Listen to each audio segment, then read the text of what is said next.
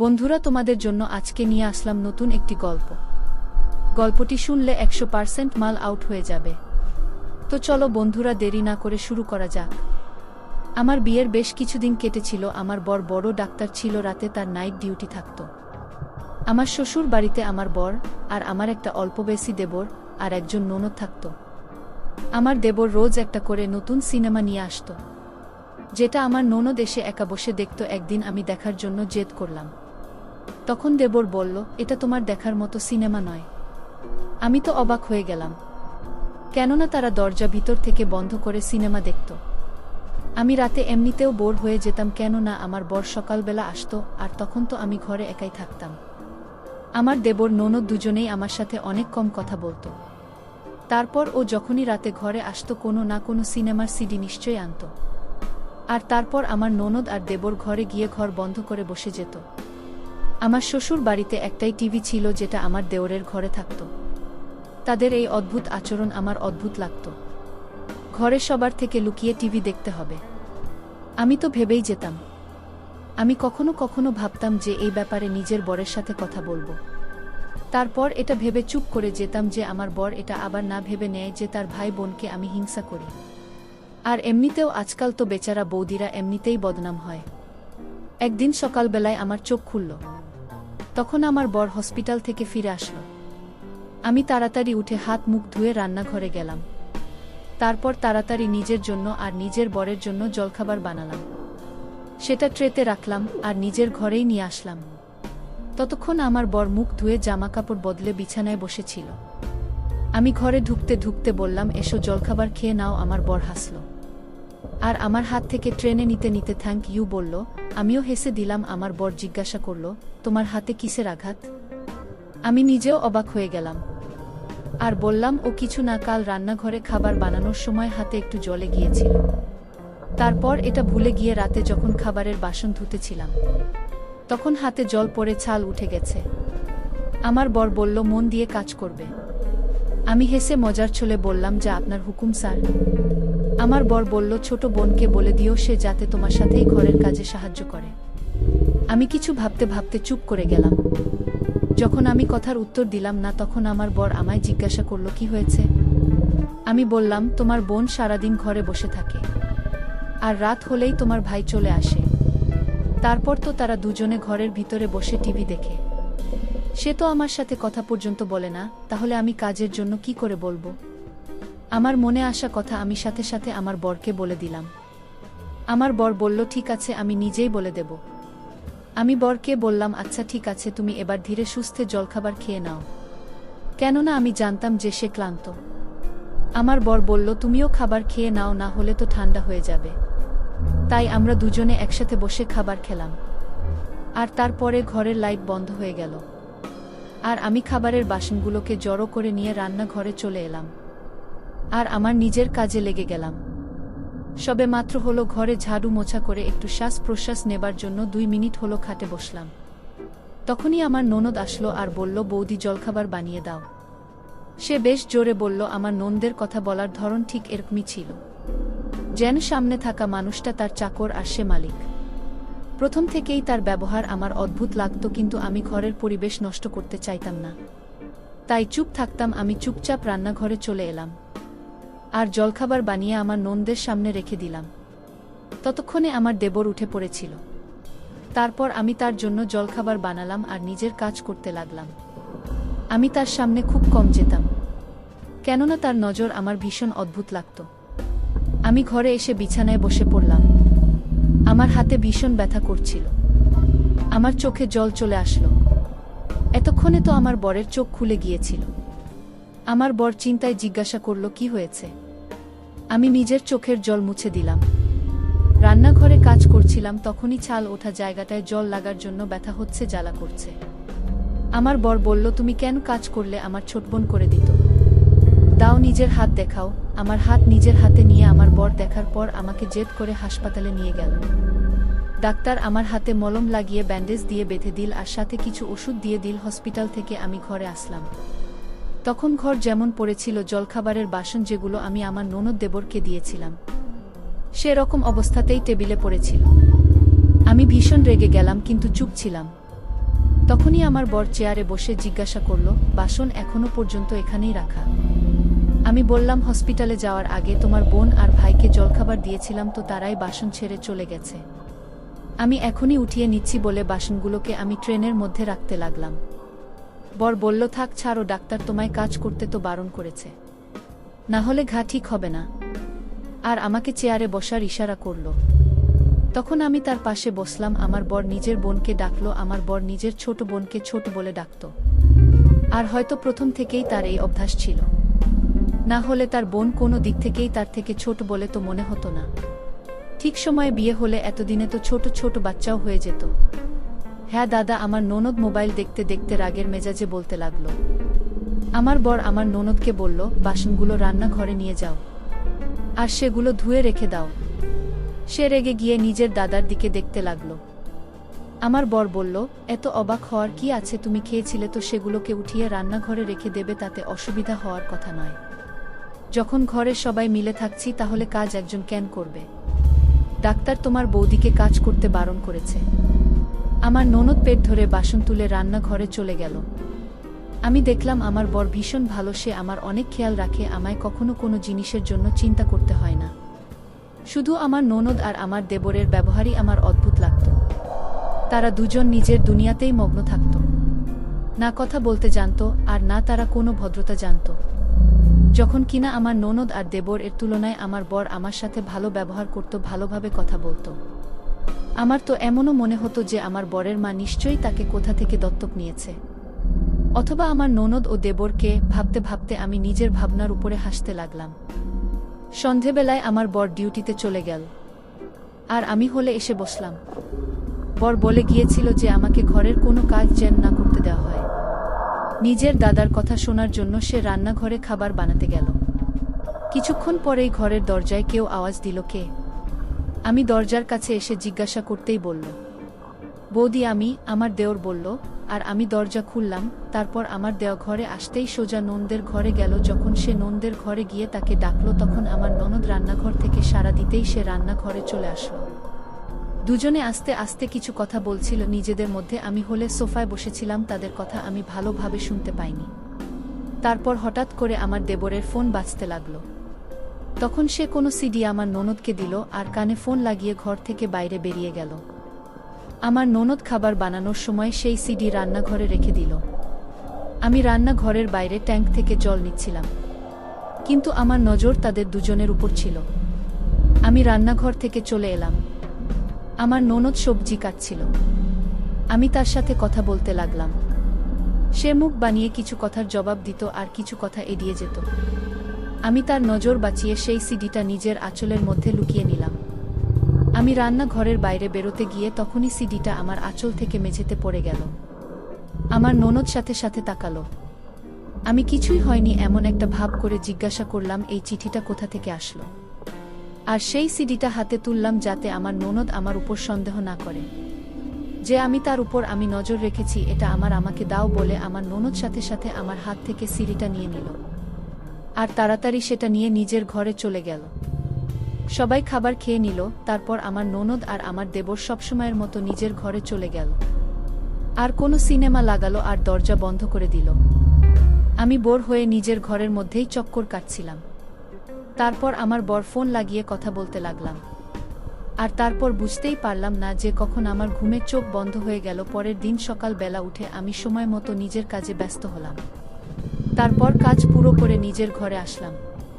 তখন আমার বর বলল, যতক্ষণ আমার হাত ঠিক না হয় আমি যেন নিজের বাবার বাড়ি চলে যাই, যাতে আমি একটু রেস্ট পাই আর আমার হাত তাড়াতাড়ি ঠিক হয়ে যায়। আমি তাড়াতাড়ি তৈরি হলাম আর ব্যাগের মধ্যে কিছু জামাকাপড় রেখে দিলাম আর নিজের বরের সাথে নিজের বাবার বাড়ি চলে গেলাম। আমি সকালে যখন উঠলাম তখন আমার বরের ফোন আসলো। কিছুক্ষণ তার সাথে কথা বললাম। সে ক্লান্ত ছিল, তাই ঘুমিয়ে পড়েছিল। আমার মা আমায় জলখাবারের জন্য ডেকে নিল। আমি জলখাবার খাওয়ার জন্য হোলঘরে চলে এলাম। মা টেবিলে জলখাবার দিয়েছিল। তারপর আমরা সবাই একসাথে বসে জলখাবার খেলাম। আমি আস্তে আস্তে বাসনগুলো গুছিয়ে নিলাম। মা আমাকে বলতে লাগলো, আর এসো না, বসে থাকো, এই কাজটা তো আমি নিজেই করে নেব। আমি বললাম, ওখানেও তো করি, এখানেও করে নিচ্ছি। মা হেসে বলল, না, কোন দরকার নেই। আরাম করার জন্য এসেছো, আরাম করো। না হলে জামাই কি বলবে যে দেখো আমার শাশুড়ি আমার বুকে আরাম করতেও দেয়নি, বলে আমার হাত থেকে বাসন নিয়ে রান্নাঘরে চলে গেল। আমি তখনও সেখানে ওভাবেই বসেছিলাম, তখন হঠাৎ করে দরজায় কেউ যেন টোকা মারল। আমি যখন জিজ্ঞাসা করলাম তখন বুঝতে পারলাম যে আমার বন্ধু, যে আমাদের গ্রামেই থাকত, সে আমার আসার খবর পেয়েছিল, তাই সে আমার সাথে দেখা করতে এসেছে। আমার বন্ধু আমাকে জড়িয়ে ধরে জিজ্ঞাসা করল, কেমন আছো? আমি বললাম, আমি একদম ঠিক আছি, তুমি বলো। সে হাসতে হাসতে বলল, আমিও ঠিক আছি। আমি তাকে হোল ঘরে বসতে বললাম। তখন সে বসল, তারপর আমিও তার সাথে বসলাম। আমার বন্ধু মুখ বাড়িয়ে বলল, তুমি তো ভুলেই গেছো। আমি বললাম, সেরকম কিছু না, বিয়ের পর তো মানুষ নিজের দায়িত্ব কর্তব্যের মধ্যেই বাধা পড়ে যায়। সে হাসতে হাসতে বলল, জামাইবাবু এখানে থাকার জন্য পাঠিয়ে দিল। রান্নাঘর থেকে বেরিয়ে মা বলল, ওর হাত জ্বলে গেছে, ওই জন্য আরাম করার জন্য পাঠিয়েছে। না হলে এখন নিজের মায়ের কথা কোথায় বা মনে পড়ে ওর।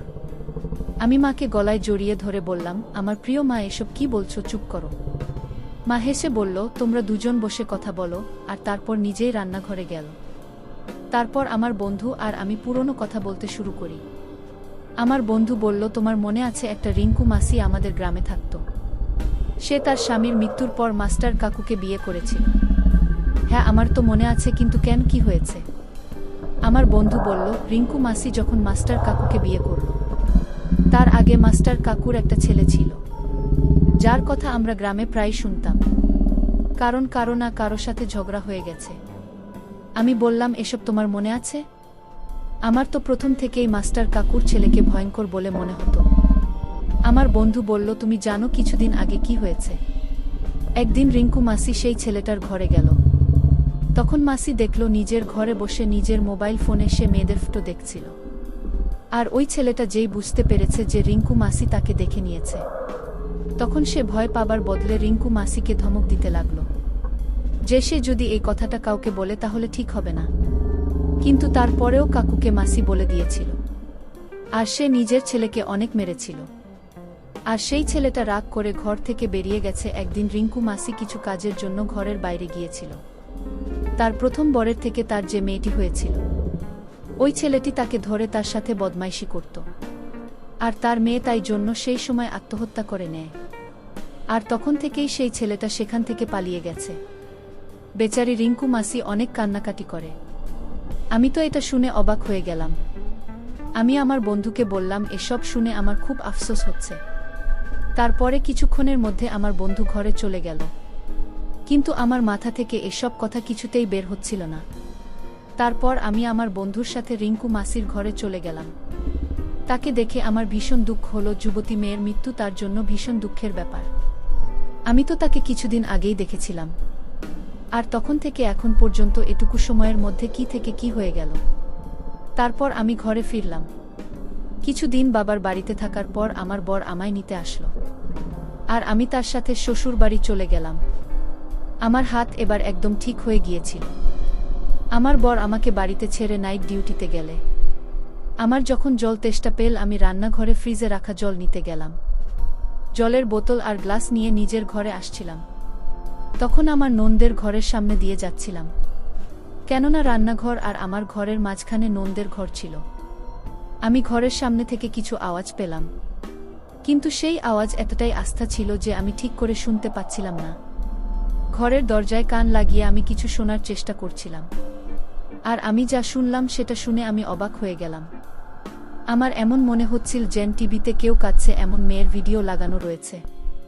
আমি আরও শোনার চেষ্টা করলাম, আর ঠিক সেই সময় আমার হাত থেকে গ্লাসটা পড়ে গেল। আমি গ্লাসটাকে তুলতে গেলাম, আর তখনই আমার দেবর দরজা খুলল, আর রেগে গিয়ে জিজ্ঞাসা করল, এখানে কি করছো? আমি তাড়াহুড়োতে বললাম যে আমি জল নিতে এসেছিলাম, আর নিজের ঘরেই যাচ্ছিলাম। তখন গ্লাসটা পড়ে গেছে। আমি ঘরে উকি দিয়ে দেখলাম আমার ননদ বিছানায় বসেছিল। ওকে দেখে মনে হচ্ছিল ও আমাকে দেখে ঘাবড়ে গেছে। ঘর থেকে অদ্ভুত আওয়াজ আসছিল। আমার ননদ আমাকে দেখে সাথে সাথে টিভি বন্ধ করে দিল। এবার দাঁড়িয়ে আছো কেন, নিজের ঘরে যাও, আমার দেবর আমাকে বলল। আমার মুখের সামনে দরজা বন্ধ করে দিল। ভীষণ অসহ্য হতো। আমি মুখে বকবক করতে করতে নিজের ঘরে চলে এলাম। বসেই ছিলাম তখন আমার বরের ফোন আসলো। কিছুক্ষণ তার সাথে কথা বললাম আর তারপর আমি ঘুমাতে গেলাম। বারবার আমার মাথার মধ্যে আমার বন্ধুর কথা ঘুরে ফিরে আসছিল। সত্যি কি এমনটা হতে পারে যে আমার ননদ ও দেবর বাজে ফটো বা কোনো ভিডিও দেখছে, যার জন্য আমাকে তারা আসতে দেয় না, যেটাকে সবার থেকে লুকিয়ে রাখা হয়? কিন্তু এটা তো অনেক বড় পাপ, তাই না? কিন্তু সত্যিই কি ব্যাপারটা এরকম, নাকি এটা আমার সন্দেহ?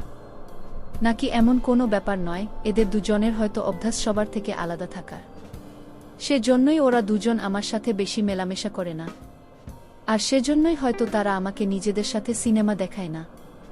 কিন্তু এই বিষয়ে আমার মনের মধ্যে অনেক প্রশ্ন উঠছিল, আমি বুঝতে পারছিলাম না যে কি করব।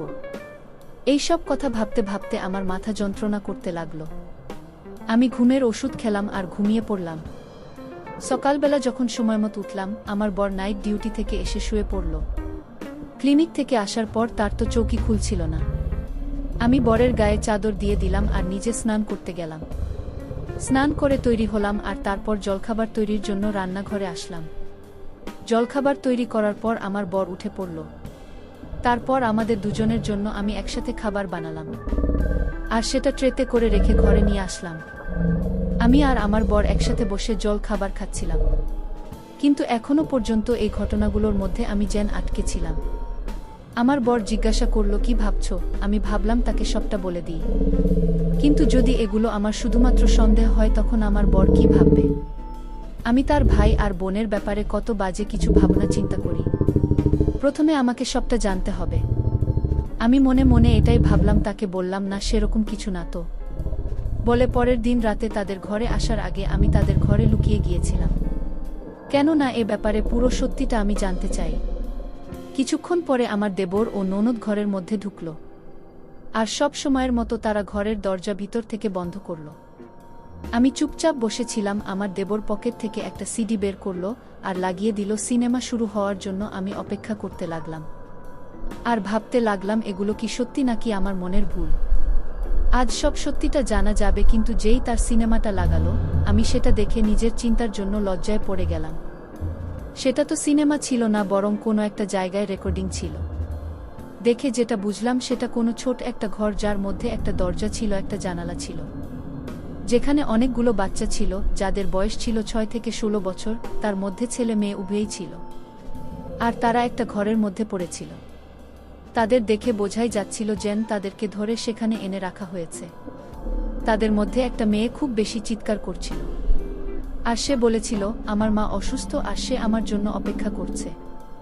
মেয়েটার বয়স ছিল মোটামুটি 16 বছর, আর তার আওয়াজ আমি চিনতে পেরেছিলাম। যেদিন আমি ঘরের বাইরে আওয়াজ শুনি, সেই আওয়াজটা এই মেয়েটি ছিল। আমি তো এসব দেখে অবাক হয়ে গেলাম। আমার দেবর আর আমার ননদ এত জঘন্য, তারা এত নোংরা কাজ করতে পারে। তারা লোকেদের বাচ্চা ধরে ধরে বন্দি করে রাখে। আমার ননদের কাছে কারো ফোন আসলো, সে তার সাথে কথা বলতে লাগলো। বোধহয় বাচ্চাদেরকে অন্য জায়গায় পাঠানোর কথা বলছিল। আমার দেবর বলল, কাল সব বাচ্চাদেরকে দুবাইয়ে পাঠিয়ে দেওয়া হবে, যাতে অন্য বাচ্চাদেরকে রাখার জায়গা তৈরি থাকে। আর তারপর কিছুক্ষণ পর ওরা দুজন শুয়ে পড়ল। আমি কোনো আওয়াজ না করে সেই ঘর থেকে বেরিয়ে এলাম আর নিজের ঘরে চলে এলাম। সে সব দেখে তো আমার মাথা ঘুরে গেল। কিছু বুঝতে পারছিলাম না যে আমি কি করব আর কি না। আমি বাচ্চাগুলোকে বাঁচাতে চাইছিলাম। আমি পুরো রাত ঘরের মধ্যে হাঁটাহাঁটি করেছিলাম। যখন সকাল হলো, কিছুক্ষণ পর আমার বর ঘরে আসলো, আর আমার বর জিজ্ঞাসা করল, কি হয়েছে, এত চিন্তায় আছো কেন? আমি ভয় পেতে পেতে সমস্ত কথাকে বলে দিলাম। প্রথমে তো আমার বরের এই সব কথা মিথ্যা মনে হলো। সে আমাকে বিশ্বাসই করছিল না, কিন্তু আমি তার সাথে মিলে একটা উপায় তৈরি করলাম, আর তাকে একদিন রাতে সেই ঘরে নিয়ে গিয়ে লুকিয়ে দিলাম, আর সেখানকার সমস্ত কথাও রেকর্ড করলাম। আমার বর তো সেই সময় ওদের সামনে যেতে চাইছিল, কিন্তু আমি তাকে এরকম কিছুই করতে দিলাম না। ঘরের বাইরে আসতেই আমার বর তার ভাই বোনকে সাহায্য করার পরিবর্তে মানবিকতার সাথে ব্যাপারটা ভাবল এবং সিদ্ধান্ত নিল, আর তাদের কার্যকলাপ পুলিশকে বলে দিল। ওদের দুজনকে গ্রেপ্তার করা হলো, আর সমস্ত বাচ্চাদেরকে ভালোভাবে তাদের নিজেদের ঘরে পৌঁছে দেওয়া হলো। এবার আমি নিজের জীবনে অনেক খুশি ছিলাম। আমার বর আমাকে অনেক ভালোবাসে।